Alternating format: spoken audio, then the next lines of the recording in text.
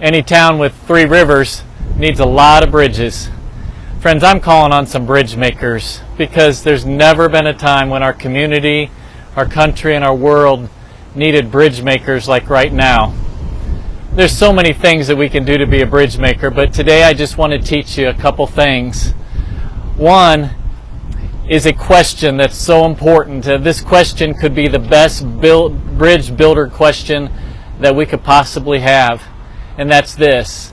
Go to somebody and just ask them this question. What's it like to be you? What's it like to be you? And then listen. James 1:19 says this. Everybody should be quick to listen, slow to speak, and slow to become angry. A lot of times we think of those as 3 different things, but I really think it's 2 things that leads to the end result.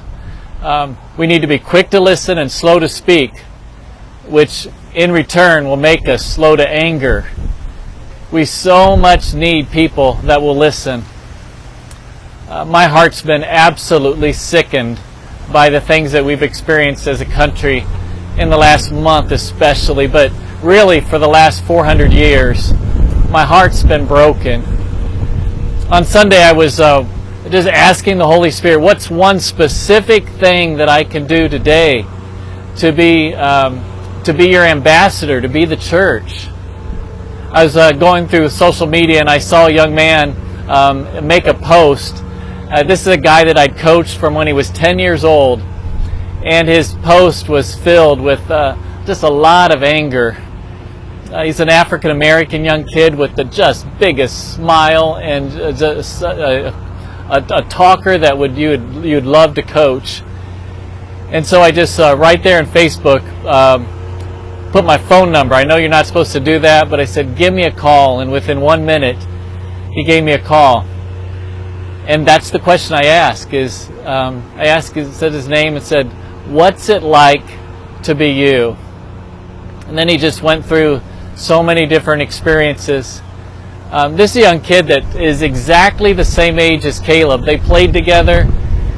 And I just said to him, you know what, if Caleb had done many of the same things that you had done, that could have been life-threatening for you, it wouldn't have been even threatening for him. And he so appreciated just a call and just listening. Maybe there's somebody in your life, and there's many people in your life that you could just ask the question, what's it like to be you? And then shut up and listen. You know, the book of Esther probably parallels our time more than any. The book of Esther was of a time when a country was about to be wiped out. There was no greater racism or sexism than there was in the book of Esther. Caleb just pointed out to me that you could really call the book of Esther the book of Mordecai. Because Esther was a young woman who was orphaned, who experienced just incredible oppression. And yet there was a man who adopted her and poured into her life and taught her and equipped her.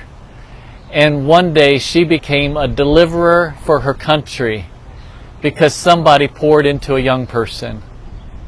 I'm looking for some bridge makers. And I want to know, Sunrise, will you be one? Will you just begin to ask the Holy Spirit, what's one specific, tangible way that I can be a bridge maker? If you can't think of any, then just find somebody and lovingly ask them, what's it like to be you? And then listen. I'm looking for some bridge makers. Are you with me?